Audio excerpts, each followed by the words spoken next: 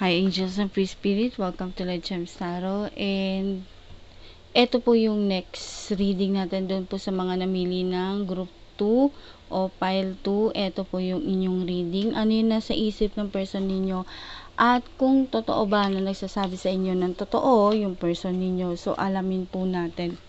Yan, doon po sa mga hindi pa po nakasubscribe, please do like, subscribe, and click the bell icon for more updates. At doon po sa mga gusto magpa-personal reading, nasa description box po yung ating link kung saan nyo po ako pwedeng kontakin. Ayan. And then yung next reading po is Group 2, Pile 2, at saka yung Group 3. Ilalagay ko po yung link sa ibaba. Ano yung nasa isip? At kung nagsasabi ba ng totoo sa inyo yung mga person ninyo?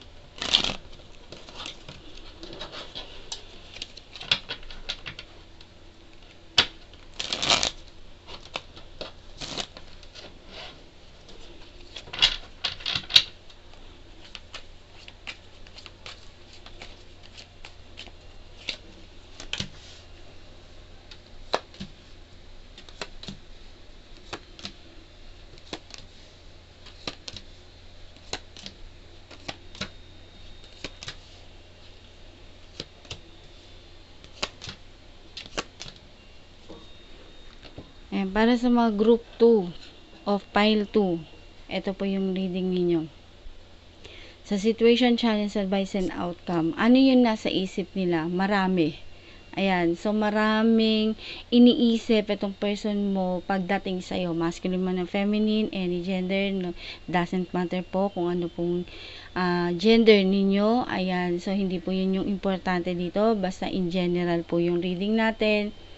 Kayo na lang po bahala kung alin po yung situation nyo doon. Alam nyo naman po yun kung alin po kayo doon. So, wag nyo rin pong i-claim na sa inyo po lahat yung reading. Okay? Kasi meron nag-claim dyan na ang tag dito na hindi daw siya ganun. So, kung hindi naman talaga resonate sa'yo, hindi para sa'yo yung reading. Okay? So, please keep in mind and understand lahat po ng ating reading. Okay? Ayan. So, sa situation, challenge, advice, and outcome, ulit, sabihin ko, eto yung nasa isip ng person mo. Mamaya yung sagot kung nagsasabi ba siya na totoo o hindi sa inyo. Okay. Basta marami siyang plano. Plano is marami. Marami siyang plano, marami siyang gusto, marami siyang gustong gawin para sa relationship ninyo. Ayan. Etong person ninyo, so eto especially is single dad o single father, etong person ninyo, wala siyang asawa. Ayan. So, some of you is byudo, itong lalaki na to, o byuda, vice versa, okay? Byudo o byuda o hiwalay sa asawa, as in walang asawa, binata, single, ayan. So, pero meron siyang mga anak, okay? Makaramihan sa inyo, dalawa yung nakikita kong anak dito, babae at lalaki. Ayan. So, marami siyang plano sa buhay. Marami din siyang gustong gawin.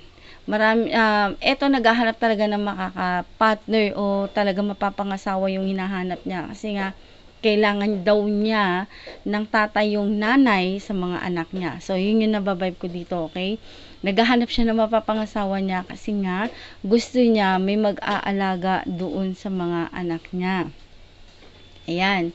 So, kung sa plano, maraming plano. Ayan, magaganda yung mga plano niya at desidido siya doon sa plano na yun.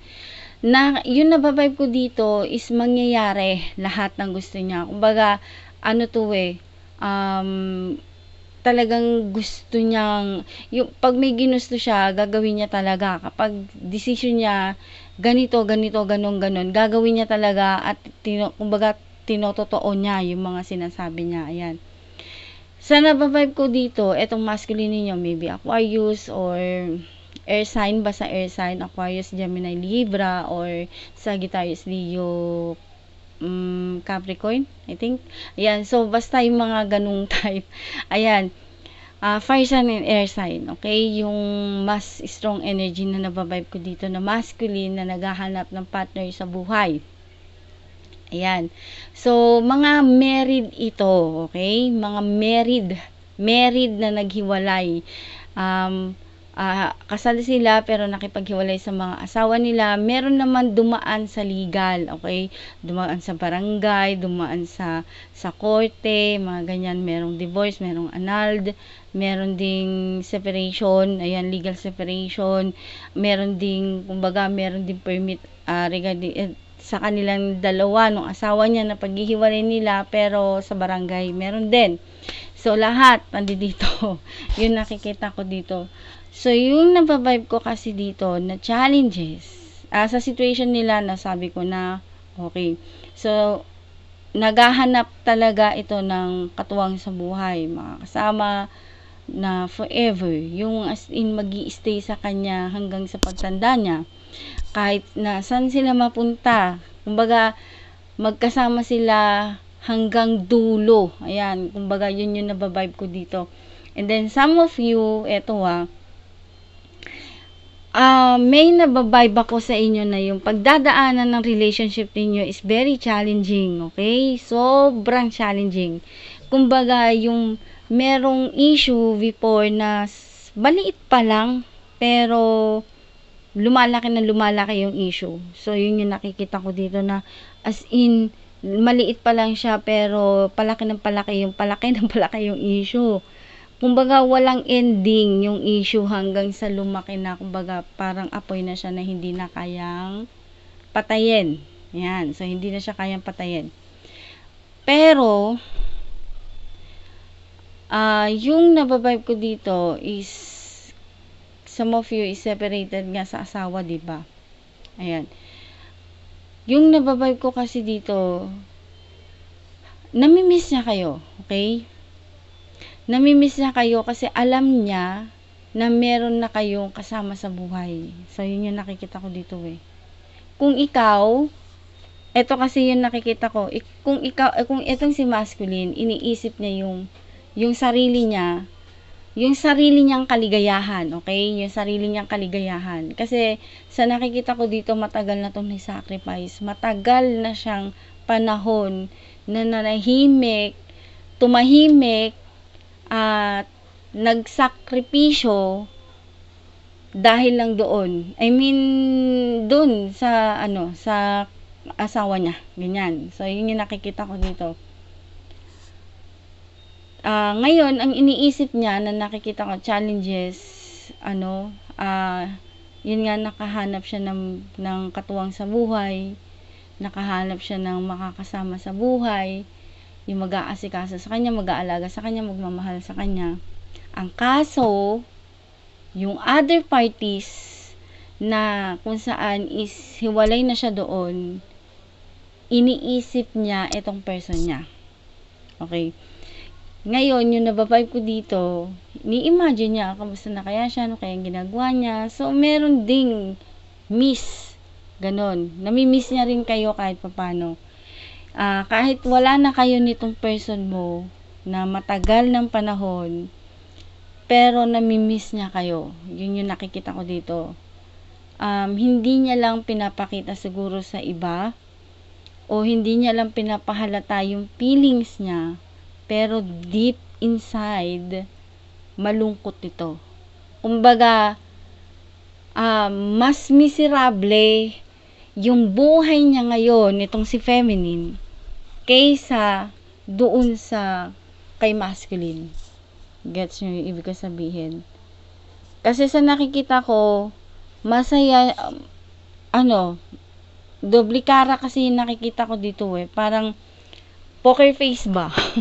Ganun yung nakikita ko dito, poker face. Hindi, iba yung aura niya sa panglabas, pero yung pangloob, hindi ganun kasaya. Alam mo yun, yung sobrang disappointed, sobrang nagsasuffer siya ngayon, malungkot, na basta, yung something ganun, na hindi siya masaya sa kinalalagyan niya ngayon.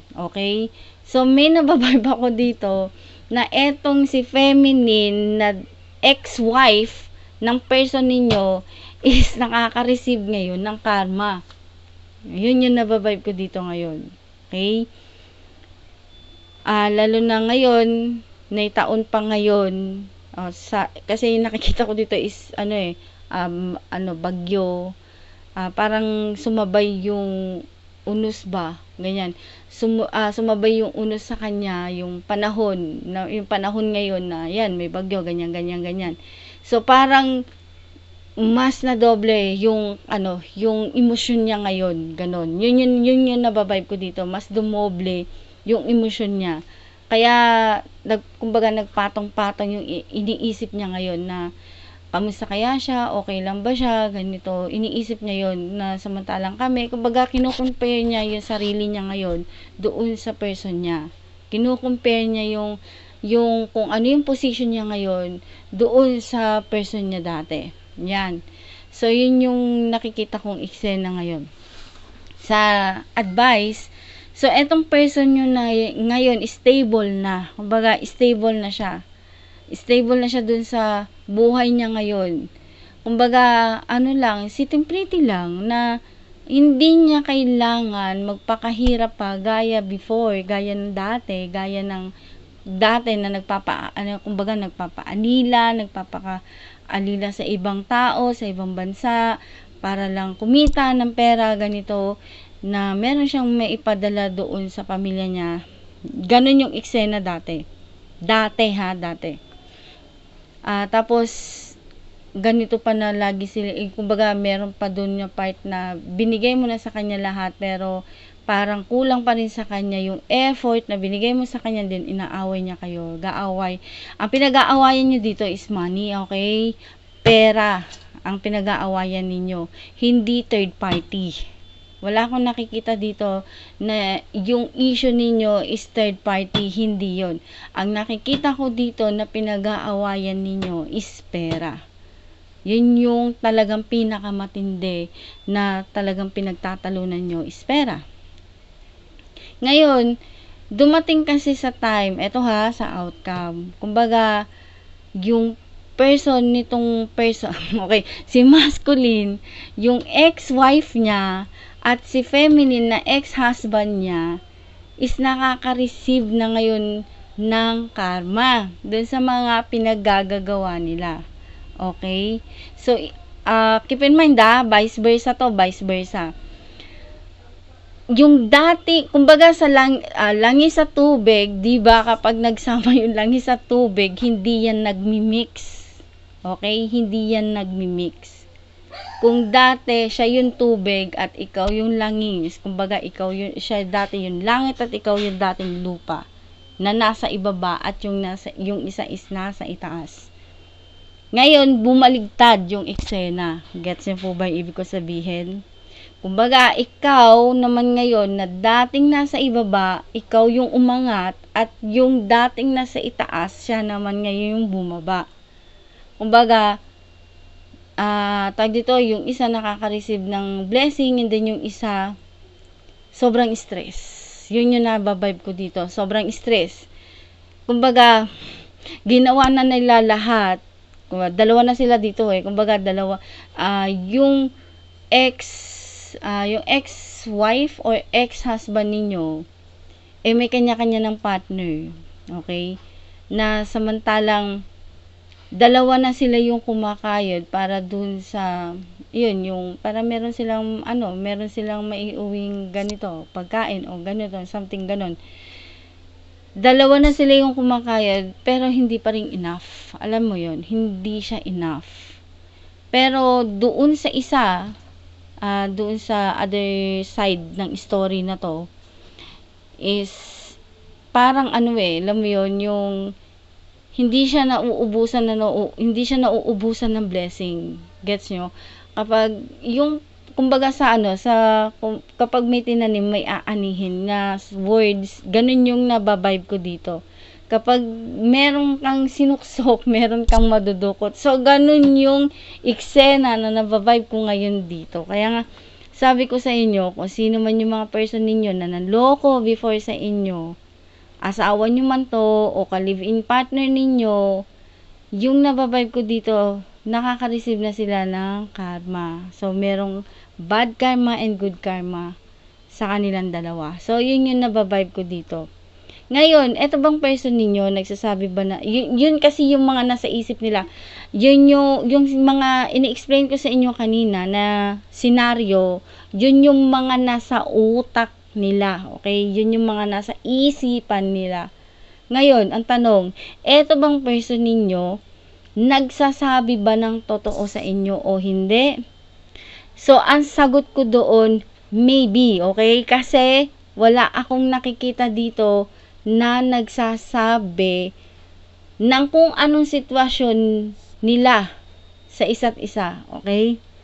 Kasi, no contact, no communication, as in, walang usap-usap, walang communication. Akong nakikita dito kasi cut off, binalak, okay? May black, merong kinat, kaya wala akong nakikita dito kung nagsasabi ba ng totoo yung person ninyo o hindi. Kasi nga, hindi sila nag-uusap eh. Di sila nag-uusap at hindi rin nila sinasabi kung ano yung mga ganap sa buhay nila ngayon. Pero yung nababibe ko dito, basta bumaligtad yung sitwasyon. Sabi ko nga, wait. Ayan, so, gaya nga ng sinabi ko, kung nagsasabi ba ng totoo itong person ninyo sa inyo is hindi na. Hindi, I mean, walang contact, walang communication. Ayan, so, sorry dun sa cut. At medyo ayan, na distract ang inyong lola. Okay po, sa ganito na lang. Next is, ilagay ko na lang po sa description box yung link nitong group 3 of file 3. Ayan. So, doon po sa mga hindi pa po nakasubscribe, please do like, subscribe, and click the bell icon for my update. And see you next vlog. Thank you.